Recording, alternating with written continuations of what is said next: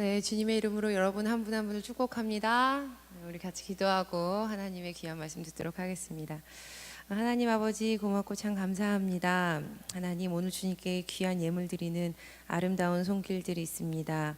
하나님 주신 건 너무 감사하고 인도하신 건 너무 감사하여서 이 감사의 예물로 하나님 마음을 담아 일천번제의 기도의 제목과 함께 귀한 예물을 또 함께 모여 예배함이 기쁨이라 함께 속회 후에 하나님께 드리는 귀한 예물로 하나님 이 모든 예물을 아름답게 받아주시고 하나님의 마음 있는 곳에 아름답게 사용하여 주시옵소서.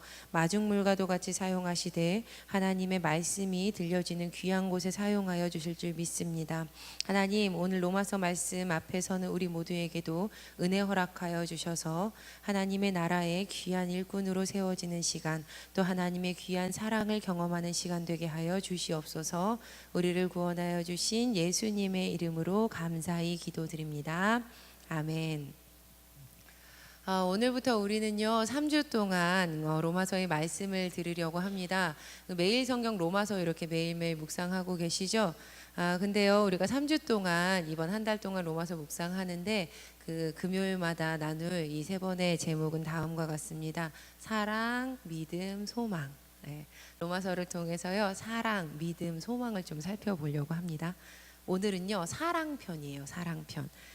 그리고요 지금은 로마서 강해를 처음 시작하는 때이기 때문에요 먼저 로마서에 대한 개관을 좀 먼저 살펴보도록 하겠습니다. 우리가 잘 알고 있는 기라성 같은 많은 신앙의 선배들은요 이 로마서의 영향을 크게 받았습니다. 총 16장으로 되어 있는 이 로마서에는요 많은 이들을 믿음으로 변화시키는 그 힘이 담겨 있습니다. 먼저 성 어거스틴이요 386년에 로마서 13장 13절에서 14절 말씀으로 회심을 경험합니다. 제가 참 좋아하는 부분이라서 좀 준비했는데요. 어거스틴의 참회록의 한 부분이에요. 좀 들어보세요. 어거스틴이 이제 그 참회록을 이제 쓰면서 자신의 이제 과거를 이렇게 생각하는 겁니다. 나는 내가 여전히 죄의 노예라고 생각했기 때문에 나의 비참함 가운데 계속 부르짖었다. 제가 얼마나 오랫동안 내일입니까? 라고 계속 말해야 할까요? 왜 지금은 안 됩니까? 왜 이 순간에 나의 추한 죄들을 끝나게 하지 않습니까?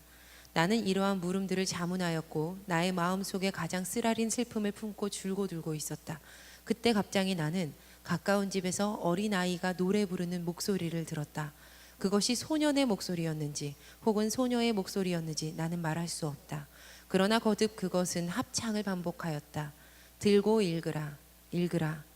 나는 이 소리를 듣고 찾아보면서 어린아이들이 이러한 노래를 부르곤 하는 놀이가 있는지를 열심히 생각하였으나 나는 이전에 그것을 들은 경험을 기억해낼 수 없었다. 나는 나의 눈물의 홍수를 막으면서 섰고 이것은 나의 성경책을 펴서 나의 시선이 닿는 첫 귀절을 읽으라는 하나님의 명령이라고 스스로에게 말하였다. 왜냐하면 나는 안토니의 이야기를 들었었고 어떻게 그가 교회 안으로 들어가게 됐는지 기억했기 때문이다. 안토니가 집으로 가서 내 모든 소유를 팔아 그것을 가난한 자들에게 주라. 그리하면 하늘에서 보화가 내게 있으리라. 그리고 와서 나를 쫓으라. 말씀을 들었을 때 복음서가 낭독되고 있었고 마치 그에게 들려주는 가르침처럼 그 말씀을 취하였던 것이다. 하나님으로부터 주어진 이 메시지에 의해서 그는 즉시 회심하였다. 그래서 나는 알리피우스가 앉아있던 자리로 급히 돌아갔다. 왜냐하면 내가 자리를 옮기려고 일어섰을 때 나는 바울 서신이 포함된 책을 내려놓았기 때문이다. 나는 그것을 잡고서 열었다. 나는 조용히 나의 시선이 닿는 첫 귀절을 읽었다. 방탕과 술 취하지 말며 음란과 호색하지 말며 쟁투와 시기하지 말고 오직 주 예수 그리스도로 옷 입고 정욕을 위하여 육신의 일을 도모하지 말라. 나는 더 이상 읽고 싶지 않았고 그렇게 할 필요도 없었다. 왜냐하면 눈 깜짝할 사이에 내가 그 문장의 끝에 이르자 그것은 나의 마음 안에 넘쳐 들어오는 신앙의 빛 같았으며 의심의 모든 어두움은 거쳤다. 어거스틱 참회록 8권의 12편이거든요. 제가 되게 좋아하는 부분입니다. 또요 독일의 종교개혁자 또 신학자인 말틴 루터가요 1513년에 1장 17절 말씀을 통해서 회심을 해요. 또 감리교회 창시자 요한 웨슬리는요 1738년 5월 24일 오후 8시 45분 런던 올더스게이트 거리에서 말틴 루터의 이 로마서 주석 서문을 듣던 중에 마음이 따스해지는 것을 경험하면서 그가 회심을 하게 됩니다. 격가지로요 저 또한 로마서 읽던 중에 8장 1절 2절 이 부분에서요 제가 회심을 다시 한번 경험했거든요. 그러므로 이제 그리스도 예수 안에 있는 자에게는 결코 정죄함이 없나니 이는 그리스도 예수 안에 있는 생명의 성령의 법이 죄와 사망의 법에서 너를 해방하였습니다. 제가 이 말씀을 딱 읽고 이 말씀이 저의 마음을 확 찔렀을 때의 평안함은 이루 말할 수 없었습니다. 그리고요 구원의 자유와 평안이요 믿어졌습니다. 제가 믿음의 주체가 된 것이 아니라 객체가 되어서요 믿어지는 은혜의 경험이 저에게 있었습니다. 제가 그때의 감격은요 아무리 반복해서 이야기한다 해도요 잊혀지지가 않는 것 같습니다. 돌아와서요 이 신앙의 굵직한 위인들이 이처럼 로마서를 통해서 회심을 경험하였고 신앙의 새로운 지평이 열리는 것을 경험을 합니다. 그런데 왜 로마서였을까요? 바로 이 로마서는요 기독교의 핵심을 담고 있는 성경책이기 때문입니다. 기독교의 핵심을 담고 있어요. 말틴 루터는요 로마서는 신약의 으뜸이요 복음을 가장 잘 설명한 서신이다 라고 말을 했습니다. 그리고 이 루터의 제자인 멜랑이토는요 로마서는 기독교 교리의 요약이다 라고 불렀습니다. 교리는요 가르칠 교, 다스릴 이자를 씁니다. 그러니까 진리라고 규정하는 신앙의 체계를 읽었습니다.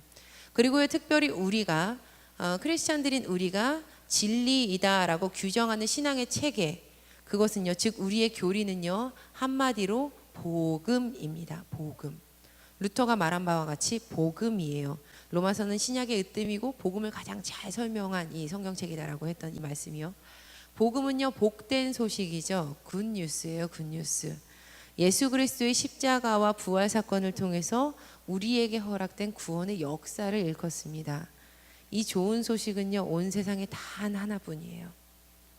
세상에 단 하나밖에 없죠.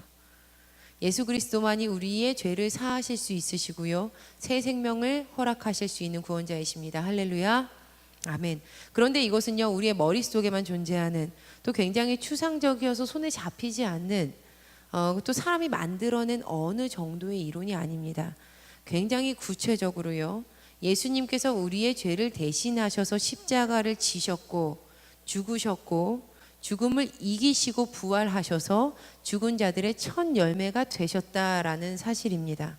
그리고 이 소식을 듣고 믿는 자는요 그 누구라도 구원을 받습니다. 예수님 옆에서 십자가에 달려 죽었던 강도라 하더라도요 심지어 그 중에서 예수님을 조롱하였던 편이어도요 구원을 받을 수 있습니다. 그러니까 바로 바울은 이 로마서에서 이 이야기를 하고 있는 겁니다.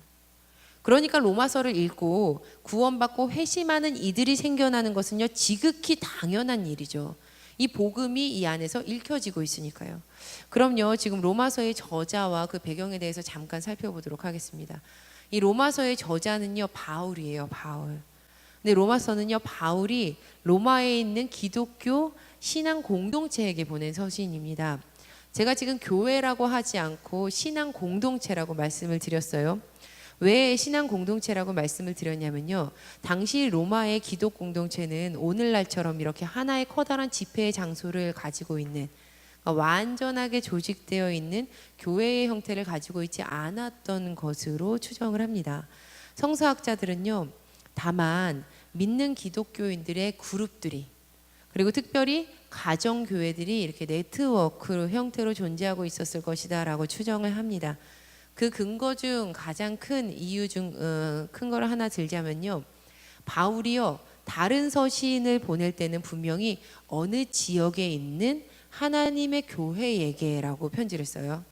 그러니까 가령 고린도 전후서, 갈라디아서, 데살로니가 전후서 이럴 때는 다 어디에 있는 교회에게라고 씁니다. 고린도전서 1장 2절 말씀을 보면요 고린도에 있는 하나님의 교회에게라고 이야기를 해요. 갈라디아서 1장 2절 보면요 갈라디아의 여러 교회들에게라고 이야기를 해요. 데살로니가전서 1장 1절 보면요, 데살로니가인의 교회에게라고 또 그렇게 읽었습니다. 그런데 바울이요 로마서를 쓸 때 이렇게 수신자를 명명해요. 로마서에서는요.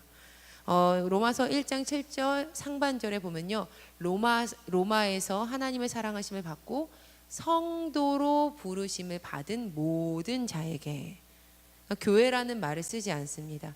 성도로 부르심을 받은 모든 자에게라고 이렇게 읽었습니다. 그렇다면 이렇게 아직 교회의 형태가 만들어지지 않은, 그러니까 로마의 기독교 이 공동체는 도대체 어떻게 생성이 되었던 것일까요? 먼저 로마 카톨릭의 주장에 의하면요, 사도 베드로가 세계의 중심이었던 이 로마, 그러니까 가이사 황제의 도시인 로마에 처음 교회를 세웠다라고 이렇게 주장을 합니다. 그런데 이 전승은 너무 불확실하기 때문에요, 오늘날 많은 개신교회들은요 이 주장을 전혀 고려하지 않습니다. 성서학자들은요, 바울이 내가 그리스도의 이름을 부르는 곳에는 복음 전하지 않겠다라고 로마서 15장 20절에 말하거든요. 이것을 근거로 삼고요, 또 로마서 전반에 걸쳐서 베드로에 대한 언급이 전혀 없었다는 점, 그리고 그의 영향이 전혀 그 로마서에 나타나지 않는다는 점, 그리고 후대에 바울이요 옥에 갇혀서 기록한 서신에도 이 베드로에 대한 암시가 전혀 없다는 점을 미루어 보았을 때, 베드로가 로마에 들어가서 교회를 설립을 했다, 그리고 영향력을 발휘했다라는 것은 좀 믿기 어렵다라고 결론을 내립니다. 그렇다면 과연 누가 이 교회를 설립을 했을까? 이 공동체를 설립했을까? 이토록 로마에 관심을 가지고 있었던 이 바울이 이 기독교 공동체를 설립했던 것일까요? 네, 그것도 아닙니다. 지금 바울은요 로마에 가본 적이 없어요. 그는요 로마서에서 이 사실을 밝히고 있습니다.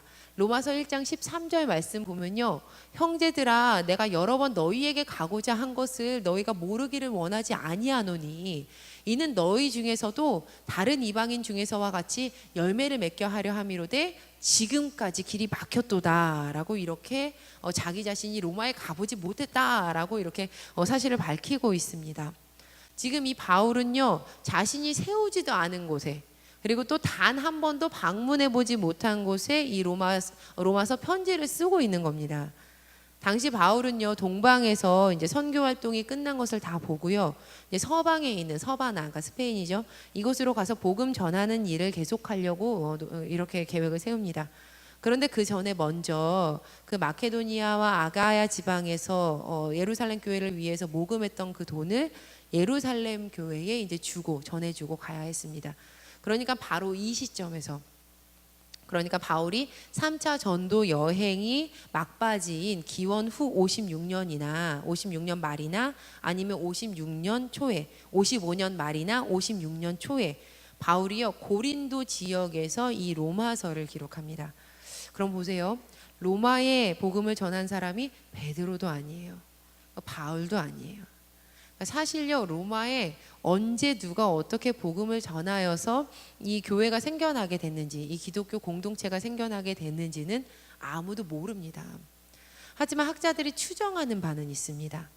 여러분, 모든 길은 로마로 통한다라는 이 말 들어보셨죠? 네. 당시 로마의 길은요 복음 전도와 여행에 굉장히 큰 도움과 유익을 주었습니다. 또 이 로마는요 이미 우리가 알고 있는 것처럼 세계적인 도시였어요. 그러니까 아마도 많은 사람들이 이 로마로 유입되어서 몰려들었을 것이고, 그리고 또 이들 중에는 기독교인 이민자들도 상당히 있었을 것이다라고 생각이 됩니다.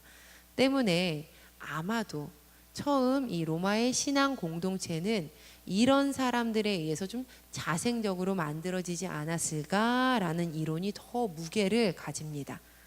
그리고 이 공동체에는요 유대인들 그리고 또 많은 이방인들이 섞여 있었습니다. 전체적으로는 이방인의 수가 더 많았을 것이고 유대인들은 좀 영향력 있는 소수로 남아 있었을 것이다라고 추정을 합니다. 기원 후 49년에요 로마 제국의 4대 황제였던 클라우디우스 이 황제에 의해서 로마의 유대인들이 다 추방을 당하는 사건이 있습니다. 로마의 유대 사회에서 이 그리스도를 이제 둘러싸고 이제 그 안에서 이제 여러 가지 분쟁과 문제가 좀 일어났기 때문이었는데요. 이 사건이 가지는 의미가 있습니다. 기원 후 49년이면요, 예수님의 부활 사건이 있은 지 채 20년이 안 되는 안 되는 시점이거든요. 그런데 바로 이때부터 이 로마에서 그리스도인들이 있었다는 거예요. 그러니까 그 쫓겨나잖아요. 그러니까 바로 이 사건이 이미 그곳에 그리스도인이 있었다라는 증거가 되는 사건이 되는 겁니다. 그러니까 처음 로마의 이 기독 공동체는요, 그 유대인들의 다수를 이루었어요. 그런데 이 추방이 있은 이후에 이방인 그리스도인들이 더 다수를 이루게 됩니다. 그럼 우리가 마지막으로 생각해 볼 그 내용이 있는데요. 그렇다면 왜 바울은 로마에 가보지도 못했으면서 자신이 설립한 그 기독교 공동체도 아니고 복음을 전한 것도 아닌데 왜 이 서신을 써서 보냈을까입니다. 왜 도대체 이 서신을 써서 보냈을까? 그동안 바울이요, 오랫동안 로마 교회를 방문하기를 원했어요. 그리고 가기를 기도했어요. 그런데 그 꿈을 이루지 못하고 있었습니다. 이미 말씀드렸지만요, 당시 바울은 서쪽 서바나 전도를 이렇게 계획을 하고 있었거든요. 그리고 그 전도 여행 전에 예루살렘 교회에 모금액을 전달해야만 하는 그 상황 가운데 있었어요. 3차 전도 여행이 끝나는 시점에. 그런데 그가 이 편지를 쓴 이유는요, 무엇보다도 그 일을 끝내고 이제 이 로마에 방문하기 전에 그 길을 닦아놓고자 하기 위함이었습니다. 총 정리해 보면 이제 4가지 정도로 요약이 되는데요. 첫 번째는 서바나 전도 여행이죠. 이 서쪽으로 이 스페인 전도 여행에 대해서 로마 교회의 지원을 좀 받고자 하는 그 마음이 있었던 것입니다. 두 번째는요, 예루살렘 교회의 이 헌금을 가지고 전달할 때 생길 충돌들이 예상이 되는 부분이 있을 때 로마 교회의 기도와 지원을 좀 받고자 하는 마음에 이 로마서를 이제 집필을 한 거죠. 세 번째는요, 이 로마에도 바울을 반대하는 이들이 있었습니다. 그러니까 바울을 반대하는 이들이 있었기 때문에 그 로마에 가기 전에 자기 자신을 좀 변호하고 또 복음이 무엇인지에 대해서 미리 좀 설명을 해두고자 이 세 번째 집필 목적을 가지고 이제 집필을 해요. 그러니까 마지막 4가지 이제 마지막 4번째로 요약되는 부분은 로마 교회 안에 여러 가지 문제가 있었거든요. 왜냐하면 이방인도 있었고 또 이제 유대인도 있었잖아요. 그러니까 로마 교회 안에 있는 이 특별한 문제들에 대한 신학적인 해결책을 주고자 이 로마서를 이제 바울이 이렇게 집필을 하게 됩니다. 그는요, 본인을 이방인의 사도라고 이야기를 했어요. 나는 이방인의 사도다. 그러니까 본인이 또 유대인이면서 이방인의 사도라고 이야기를 하면서 이렇게 사역을 했기 때문에 로마에 있는 사람들에게 좀 책임감을 느꼈어요. 그리고 또 로마 기독교인들의 신앙 강화에도 공헌을 하고자 하는 그 마음이 그에게 있었습니다. 그래서 바울이요, 로마서 1장을 시작하면서 자신이 어떤 사람인지를 계속 소개를 했고 또 로마서의 핵심 구절을 통해서 복음을 전파를 합니다. 로마서의 핵심 구절은요, 로마서 1장 16절에서 17절 말씀이에요. 로마서 1장 16절에서 17절 말씀, 우리 같이 화면을 보시고요, 함께 읽어보시도록 하실게요. 읽어보시겠습니다. 시작. 내가 복음을 부끄러워하지 아니하노니 이 복음은 모든 믿는 자에게 구원을 주시는 하나님의 능력이 됨이라. 먼저는 유대인에게요, 그리고 헬라인에게로다. 복음에는 하나님의 의가 나타나서 믿음으로 믿음에 이르게 하나니 기록된 바 오직 의인은 믿음으로 말미암아 살리라 함과 같으니라. 이 로마서 1장 16절에서 17절 말씀은요, 로마서의 핵심 구절이에요. 그 로마서의 그래서요, 로마서의 중요한 키워드가 다 여기 들어 있습니다. 복음, 구원, 유대인, 헬라인, 즉 모든 사람이죠. 하나님의 의, 믿음, 이게 이 16절, 17절에 다 들어있어요. 외워두시면 참 좋아요. 그리고 외우셔야 돼요. 바울은요, 이 말씀 보니까 복음이 부끄럽지 않았어요. 왜냐하면 이 복음은요, 구원을 주시는 하나님의 능력이었기 때문이에요. 하나님의 힘. 그리고 그 복음에 이 하나님의 능력으로 나타나는 하나님의 의가 있었기 때문입니다. 하나님의 의가 있었기 때문이에요. 복음에는요, 하나님의 의가 나타납니다. 그런데 이 하나님의 의는요, 우리가 생각하듯이 윤리적인 의미에서의 정의를 나타내는 것은 아닙니다. 구원론적인 의를 말해요. 그러니까 곧 구원을 의미하는 것이 바로 하나님의 의예요. 로마서에서 쓰이는. 여러분, 창세기 15장을 보면요, 하나님께서 아브라함과 언약을 맺는 장면이 등장합니다. 근데 창세기 15장에서요, 아브라함은요 아직 이름이 바뀌기 전이에요. 그리고 아직 그의 스라의 자녀도 전혀 없어요. 그래서 그가 낙심하면서 이렇게 하나님께 불만을 토로를 합니다. 하나님, 나의 상속자는요 그냥 우리 집에 있는 종 엘리에셀입니다. 이렇게 이야기를 해요. 그러자 하나님께서요 아브라함을, 그때는 아브라함이죠, 아브라함을 데리고 이렇게 밖으로 데리고 나가세요. 이렇게 말씀하세요. 아브라함, 하늘의 별을 좀 봐봐. 하늘 좀 쳐다봐봐. 내가 셀 수 있거든. 저 하늘의 별 좀 다 세봐라. 네가 너의 자손이 저 별들처럼 많아질 거야. 근데 이때요 아브라함이요 속도 없죠. 그 하나님의 말씀을 딱 믿어요. 그렇죠? 창세기 15장 6절을 세 번역으로 제가 읽어보니까요, 아브라함이 주님을 믿으니 주님께서는 아브라함의 그런 믿음을 의로 여기셨다라고 성경이 말을 하거든요. 그러자 하나님께서요 그의 믿음을 그의 의로 여기세요. 이제 아브라함이라고 부를게요. 제가요, 사실 아브라함이 얻은 이 의롭다, 네가 그 믿음을 나에게 보였어, 야 너 참 의롭구나 라고 하나님 칭해 주시는 거거든요. 근데 아브라함이 얻었던 그 의롭다라는 칭함은요, 사실 아브라함이 믿음이 좋아서, 아브라함이 전혀 부족한 게 없어서, 아브라함이 전혀 죄를 짓지 않아서 얻어졌던 믿음의 의로움이 아니었습니다. 사실 그는요 하나님께 지금 믿음 없음을 고백하고 있는 상황이었어요. 하나님, 내 상속자는요 엘리에셀이에요. 이렇게 이야기하고 있던 때였거든요. 삶에 해결되지 않은 불만을 토로하고 있을 때였어요. 그런데 이처럼 의로움이 전혀 없는 시간에, 정말 의롭다라고 표현할 수가 없는 이 상황과 사건 가운데서요, 갑자기 아브라함이 손바닥 뒤집듯이 마음 딱 바꿔서 하나님, 제가 하나님 신뢰해요. 하나님, 제가 하나님 믿습니다 라고 고백하니까 그 즉시 하나님께서 이렇게 말씀하시는 거예요. 너 참 의로워. 너는 참 의로워. 아브라함의 믿음을 보시고 그것을 의로 여겨주시는 거예요. 엄밀히 따져보면요, 아브라함이 의로웠기 때문에 이런 칭찬 들은 건 아니죠. 그의 의롭다 칭함을 받은 것은요, 하나님의 의에 근거한 것이었습니다. 하나님의 의로움에 근거한 의로움이었던 거죠. 하나님께서 의로우셨기 때문에 그가 의롭다라고 칭함을 받을 수 있었던 거예요. 왜요? 하나님을 믿었기 때문에요. 하나님이 그 일을 하실 것을 믿었기 때문에요. 이후에 하나님께서요 아브라함과 언약을 맺으세요. 의롭다라고 칭해 주신 이후에요, 그 언약이 이어져서 그 이후에 그 아브라함의 후손이요 정말 하늘의 별과 같이 많아지고 출애굽하게 되죠. 시내산 앞에 다시 서게 됩니다. 그들이. 그리고 바로 이때 그들의 하나님께서 주시는 구체적인 규범으로서의 율법을 받게 되는 거예요. 그러니까 순서상으로 하나님께서 먼저 의롭다라고 칭해 주시면서 언약을 맺으신 후에 율법이 그 다음으로 따라와서 그들에게 허락된 겁니다. 여러분, 이렇게 두 가지를 확실히 나눌 수는 없지만요, 보다 좀 더 엄밀하게 율법이요, 윤리적인 의, 윤리적인 정의와 조금 더 밀접하게 연결되어 있는 부분을 우리가 성경을 통해서 더 많이 봅니다. 그런데 이처럼요, 구원으로 나타나는 하나님의 의는요, 윤리적인 의미에서의 정의보다 더 앞서는 겁니다.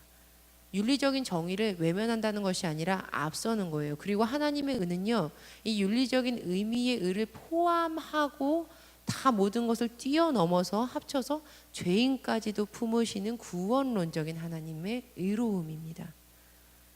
그리고 이 하나님의 구원론적인 의는요, 그러니까 쉽게 우리가 조금 더 통용되는 단어로 말하자면 복음은요, 능력을 가지고 있는데, 우리가 방금 읽었던 로마서 1장 16절에서 17절 말씀을 보니까 능력을 가지고 있는데 바로 이것을 믿는 모든 이들을 자유롭게 하는 힘입니다.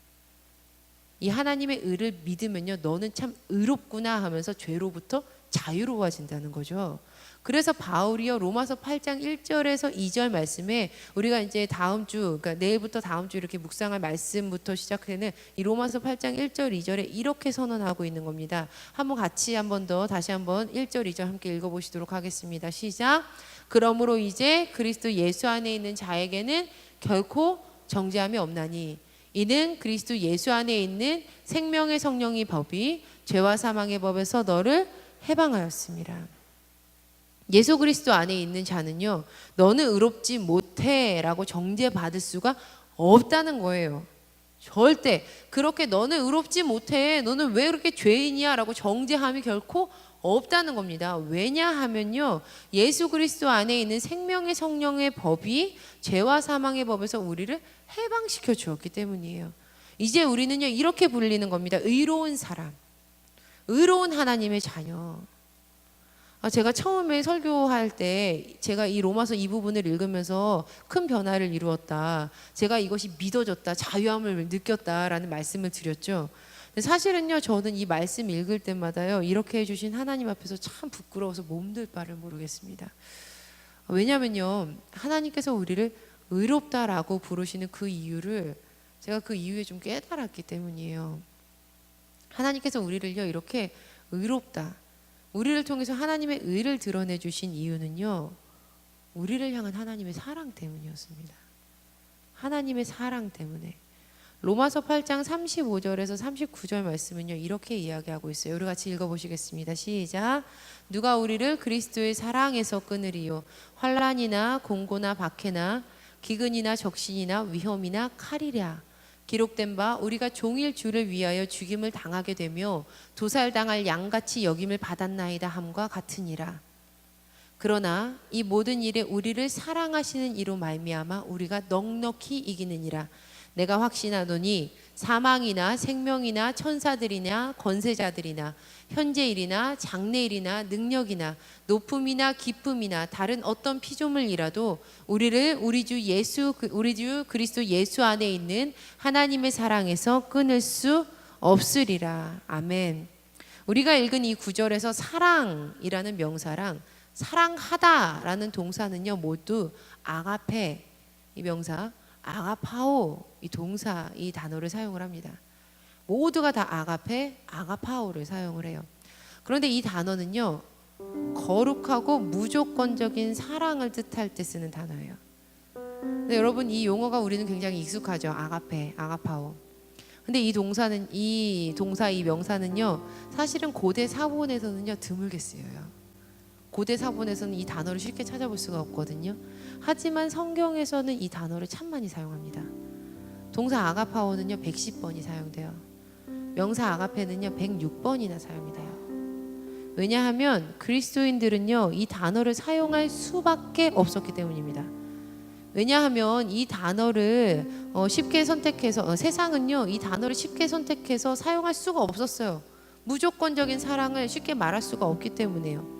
하지만 온 세상을 위해서 하나님께서 자기 자신을 희생하시면서 자기의 의를 드러내시면서 너는 의로와 라고 이야기해 주실 수 있는 그 하나님의 사랑은요, 어떤 단어로도 표현할 길이 없는 거예요. 그래서 절대적인 사랑을 뜻하는 이 아가페, 아가파오라는 단어를 선택할 수밖에 없었던 것입니다. 사랑하는 여러분, 하나님께서는요, 저와 여러분을요, 아주 깊이 사랑하고 계십니다. 믿으시나요? 그런데요, 우리 조금 더 솔직해지면요, 사실 우리는요, 우리 자신의 삶의 모습과 우리의 생각들과 뜨문뜨문 문득문득 우리 깊은 심중한 곳에 있는 것들을 살펴볼 때마다, 들여볼 때마다요, 결정적일 때, 나는 사랑받을 자격 전혀 없다, 이렇게 솔직히 자기 자신을 생각하는 모습을 가지고 있는 것 같습니다. 그리고요, 또 저 사람은 사랑받을 자격 없는 것 같아 라고 비난하는 모습도 우리 안에 있는 것 같아요. 왜냐하면요, 이 조건 저 조건 이 상황 저 상황 모두 다 따져보면요, 절대적인 이 사랑을 받을 길과는요, 우리가 전혀 다른 거예요. 나도 너도 우리도 모두 전혀 의롭지가 않거든요. 전혀 우리가요, 그 사랑받을 만한 조건이나 그런 게 전혀 없거든요. 그런데 여러분, 그거 알고 계시나요? 사랑은요, 머리로 계산해서 하는 거 아닌 거예요. 그렇죠? 이미 자녀 낳아보신 분들이 여기 굉장히 많으신데요, 자녀 낳았을 때 머리로 사랑하셔서 그 자녀가 그렇게 사랑스러우신가요? 아니죠. 사랑은요, 수동태적인 거예요. 믿어지는 것이고요, 느껴지는 것이죠. 그래야 진짜 사랑이죠. 제가요, 이렇게 말씀 준비하면서요, 솔직히 저의 마음 가운데 이런 생각이 좀 드는 거예요. 요즘에 난 사랑받을 자격 없는 것 같아, 이런 생각이 좀 들었어요. 부끄럽지만. 근데 그 생각이 드는데, 이제 아침에 이렇게 우장산 공원 이렇게 이제 새벽기도 끝나고 이렇게 도는데, 제가 좋아하는 찬양 중에 하나가 있는데 그거를 이제 문득 듣게 된 거예요. 근데 가사가 되게 심플해요. 한번 들어보세요. 이거면 가사가 끝나요. 하나님이 날 참 사랑하시네. 세월에 묻혀 또 현실에 갇혀 잊고 살다가도 그냥 살다가도 어느 날 문득 생각해 보면 하나님이 날 참 사랑하시네. 이게 끝이에요, 가사가. 근데 여러분, 이 찬양 제목이 뭔지 아세요? 아 맞다, 아 맞다. 재밌었죠? 아 맞다. 문득 그 하나님의 사랑을 아 맞다, 잊어버렸다가 아 맞다고 생각나는 거예요. 여러분 이 로마서를 읽고 회심한 수많은 이 신앙의 선조들은요, 머리로 이해가 되었기 때문에 변화를 경험한 것이 아닙니다. 로마서 읽다 보면요, 어려워요. 제가 처음에 로마서의 개관에 대해서 설명드릴 때 이게 쉬우셨나요? 어려워요. 읽다 보면 이해가 잘 안 돼요. 어떻게 하나님의 의가 나타나서 율법이 나오고 도대체 왜 이러는 거야? 그런데 여러분, 왜 로마서를 읽고 이렇게 많은 사람들이 회심했느냐는 거예요. 왜 로마서를 읽고 우리 기라성 같은 신앙의 선조들이 왜 삶이 변해서 나라를 바꾸고 세상을 바꾸고 삶을 바꾸고 사람들을 바꿨냐는 거죠. 머리로 이해가 되었기 때문에 변화를 경험한 것이 아닙니다. 그들은 모두 입술 모아서야 마음의 경험을 고백하고 있어요. 사랑이 믿어졌고요, 사랑이 느껴졌어요. 다가오는 것이 경험된 거예요. 이것이 진짜 사랑이죠. 왜냐하면요, 그 사랑은요, 세상 무엇으로도 끊을 수 없는, 우리를 끝까지 따라다니고 끝까지 우리를 추적하시는 큰 하나님의 사랑이기 때문입니다. 누가 우리를 그리스도의 사랑에서 끊으리요? 환난이나 공고나 박해나 기근이나 적신이나 위험이나 칼이랴. 내가 확신하노니 사망이나 생명이나 천사들이나 권세자들이나 현재일이나 장래일이나 능력이나 높음이나 깊음이나 다른 어떤 피조물이라도 우리를 우리 주 그리스도 예수 안에 있는 하나님의 사랑에서 끊을 수 없으리라. 아멘. 바라기는요, 이 로마서를요 읽는 순간순간 그때그때마다요, 하나님의 큰 사랑이 마음으로 느껴지고 그 사랑이 심중에 믿어지는 은혜가 여러분 모두에게 임하기를 간절히 축원합니다. 그로 인해서요, 하나님의 의로우심이 믿어지고 그 하나님의 의로우심이 믿어집니다 라고 고백했을 때 여러분 또한 그 하나님의 사랑으로 의로움이 하나님의 입술로부터 고백되기를 간절히 축원합니다. 이 시간 같이 찬양하시